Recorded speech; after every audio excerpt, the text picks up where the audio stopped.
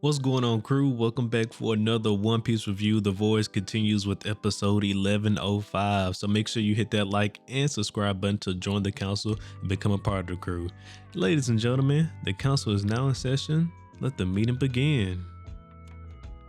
All right, everybody, welcome back for another week of One Piece. As always, thank you all for joining me for another week. I hope everybody's doing super fantastic, everybody. So for this week, all we got is the 1105 for you, everybody. But just like last week, we're going to start off this episode with the question of the week, and it's a vibe check, everybody. So I just, simple question of the week. I just want to know, how has everybody been enjoying Egghead so far? It seems like to me, like, I guess you could say, quote unquote, act 1 of Egghead is ending, right? We pulled up, met Dr. Vegapunk, learned a little bit about the Voyage century, had a little squabble with CP0, and now this whole new situation with Dr. Vegapunk missing right now is about to unfold and everything. Oh yeah, and now we also had, Kuma start the climbing the red wall and everything. That still is blowing my mind right now. But nonetheless, have you guys been enjoying the Egghead, man? I think it's been a blast so far. I said this a lot, but no, I really love the pacing Oda has going so far for Egghead. I mean, everything is just happening one after another. We're getting a story, we're getting action, and he's also doing a good job of keeping up with the side stories as well. So because not spending too much time on the side stuff, but still keeping us in the know on what's happening on the outside world, right? So we got the situation going on with Kobe right now. At the beginning we had the Law versus Blackbeard. That was wild. We had the Law versus Blackbeard. Freaking kid is pulling up on Elbaf. That's crazy, right? Ain't no telling what's waiting on my man for Elbaf at there. So I mean, I just, a lot of stuff has been set in motion for this arc right here for Egghead, and it really seems like we're getting to the end game, especially with the reveal that we got at the end of this episode with the freaking 5L. They're pulling up with Kizaru and everything, but we're gonna touch up on that later. But yeah, it really just seems like we're getting to the end game here, and that's just crazy. So yeah, once again, everybody, question of the week: how have you been enjoying Egghead so far? But before we do get started with the official review, just keeping up on the episode count. Kuma, we haven't forgot about you. It's been 4 episodes, everybody, so far, with Kuma climbing the red line. So how many episodes will it take Kuma to reach the top? Who knows? But we're gonna find out though. All right, everybody, let's get into the review. All right, One Piece episode 1105, A Beautiful Act of Treason, the Spy Stussy. And so not much happened this episode. This was definitely one of the less eventful episodes that we've had so far this season, right? But nonetheless, I think for this first section, I want to go over everything that we learned about Stussy so far, right? So in 1104, it was revealed to us that Stussy is Mad's first successful clone, and she is modeled after the former member of the Rocks Pirates, Miss Buckingham Stussy. In this episode, Shaka also starts to tell us how Stussy has been on an undercover operation lasting over 20 years. Now let's stop right there. So to touch up on that little situation with the operation, right? Shaka already mentioned that this was not how they originally planned it. It kind of just happened.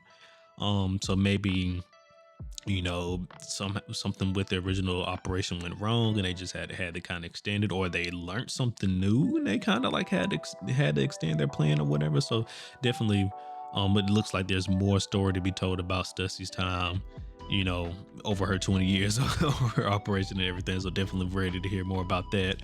But they didn't mention this in the episode, but since Stussy is the first successful clone, she's also probably the first successful smile fruit user, because as we all know, we learned that Dr. Vegapunk can, well, I guess technically anybody, but you can make you can replicate devil fruits, but only the Zoan types, right? And it does seem like Stussy does have a Zoan devil fruit. Look like she appears to have a vampire or a bat type devil fruit, right? I would be surprised if that's just like a body modification that Dr.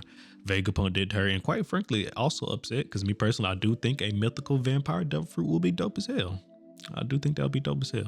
And then also before I continue, I did want to touch upon this. So it does seem that Stussy is the person that Dr. Vegapunk was on the phone, when he called for help a couple of episodes ago, when he, right? When he called that person on the transponder there, he was like, hey, I'm stuck, I'm stuck in the lab, come save me.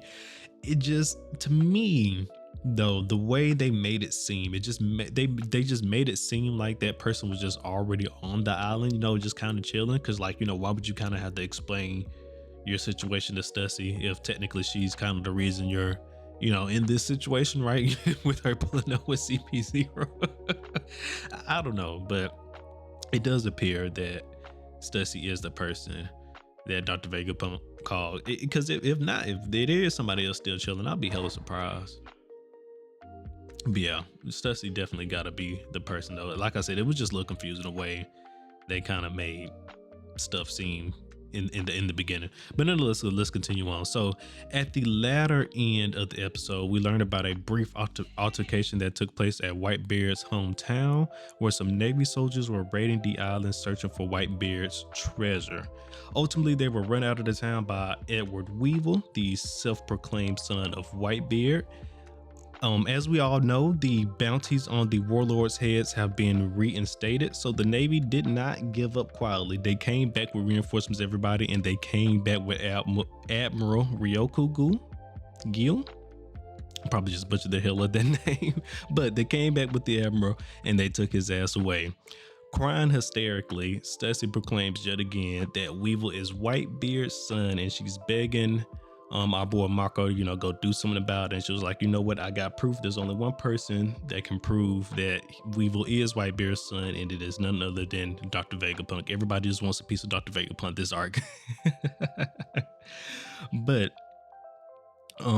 just to refresh everybody's memories, the Admiral that pulled up to come claim Weevil, that's the same Admiral that the Logia wood user, right, that we met at the end of Wano. So that's kind of interesting. So that means this probably took place before he pulled up on Wano at the end there. He came over here to Whitebeard's hometown and took Weevil to probably impale down, or just got him locked up somewhere, right? So that's interesting. Once again, I do think it is really cool that we're starting to explore more about the Rock's powers, a legendary power group from back during Roger's time and all that. I love that we're getting more information about them, as well as it does seem that we're going to be getting more information about Whitebeard as well, and maybe a little side action with Marco. Maybe Marco might even pop up at Egghead. That'll be interesting, because I don't think why would the Admiral have a reason to take Weevil to Egghead? So he might not necessarily come to Egghead. The only reason I was thinking that because Stussy mentioned that Dr. Vegapunk is the one who can prove that Weevil is Whitebeard's son, right? So that's why I was just thinking, maybe he might go to Egghead for the answers then, but I ain't no telling what's gonna go on with that whole situation. But yeah, I just definitely thought that was interesting as well. But yeah, definitely loving the fact that we're learning more about the Rock's powers, and definitely looking forward to see if Marco gets involved in this. And I guess technically he's already involved in it, but we'll see what Marco does with this whole situation if he gets involved with the Straw Hats again. Because I would be, I wouldn't think that he would get involved in the story this soon again. He just came and helped us out in Wano. Now we get to see him again in Egghead. Nonetheless, let's go ahead and continue on to the next section, everybody. Continuing on to the next section, while Stussy has managed to subdue Lucci and Kaku, the assault on the lab from the Seraphim continues. Thankfully, Lilith and Edison manage to quickly find their way outside, where they are just barely able to get the new orders to the Seraphim and take back control. Just as everything seems to be going right for the crew, yet again, another new incident occurs. Dr. Vegapunk is now missing everybody, last seen with Bonnie. And I will say, technically, Bonnie is missing as well. You did not have to leave her out, Mr. Narrator. Okay, you didn't have to do her dirty like that. But Bonnie, as of right now, Bonnie is also missing as well. So we got two people missing, both Bonnie and Dr. Vegapunk. But should have known that, everything, was going too smooth, right? Everything just can't go as planned. That is just too much like right. So of course, something else gotta go down. And Dr. Vegapunk is missing. Now I would definitely like to think that they are still somewhere on the island and that they wouldn't have been transported, because last place we seen them, right, they was in there messing with the orange paw that Bonnie found in the lab, right? So hopefully nothing crazy happened with the orange paw. They got sent God knows where, right? But can Kuma's power even work like that? Can he push somebody like while they're in a building, like just far as hell some way? Does it work like that? I don't know. But nonetheless, hopefully, nothing crazy. Nothing crazy is going on. We'll find him in hopefully decent shape. It does seem like there is some BS going on. We had that whole situation with the defense system shutting down earlier, right? And then even back in the beginning of the arc, right, where CP0 first came up and mentioned, they was mentioning how a lot of the boats that came to Egghead had disappeared, right? So it was already some some weird stuff going on here on Egghead. So we got a new situation going on. Time to see how this unfolds, everybody. But this does lead me into my favorite scene for 1105, which is the scene where the Seraphim were attacking the building, right? And how specifically the exact scene where Lilith was making her way outside and Mihawk was basically about to decapitate her ass in 0 seconds. It was ridiculous. As soon as the Mihawk Seraphim saw Lilith, he was on bumpers. He was not playing no games at all. That was crazy. But that boy Zoro pulled up and shut everything down. I cannot wait for the Zoro versus Mihawk Seraphim fight, right? I cannot wait for that fight. There's gonna be a wonderful test to see where Zoro is at now compared to Mihawk, because as we all know, that's his final goal, right?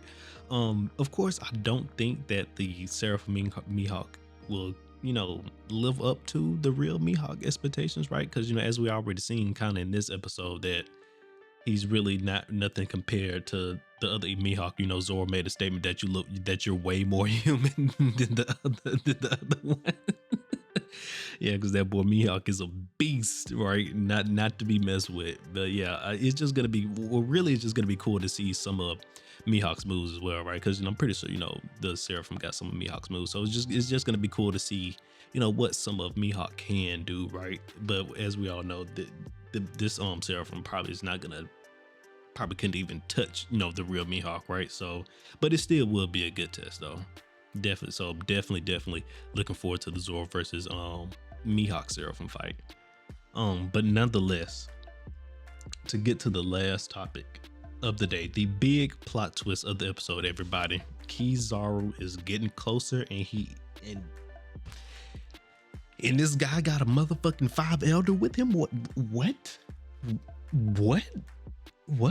Like, so the stuff that's happening right now reminds me of this article that came out like a few years ago when Oda was talking about how he wanted One Piece to end in 5 years. Spoiler alert, it's 5 years later. It's not over with yet, but it definitely does feel like we're getting the end game now, because we just fought Yonko, became a Yonko of our own. Of course, the next natural step felt like was gonna fight an admiral, but an admiral and in 5 elder, that's just crazy.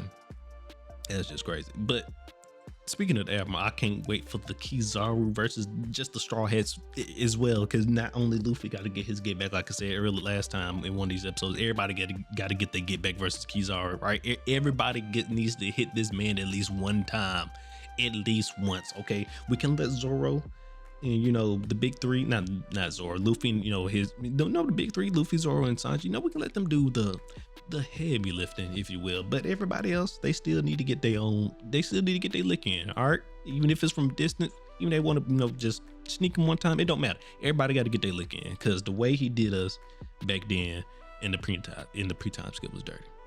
It was dirty. He almost took us out.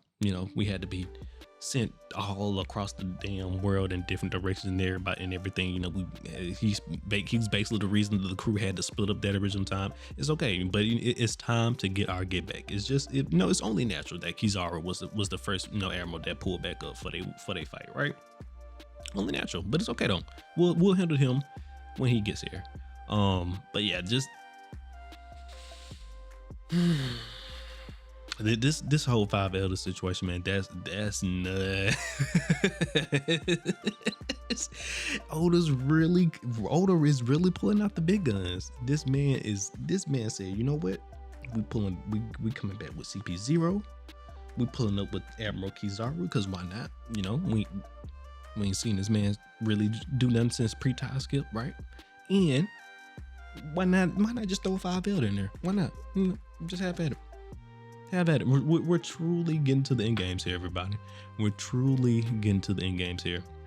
And also, before I forget it, it's also just gonna be cool as hell just to see Kizaru fully show, you know, what he can do, right? Because, you know, like last time we seen him, this man was using blades he made out of light and shit, right?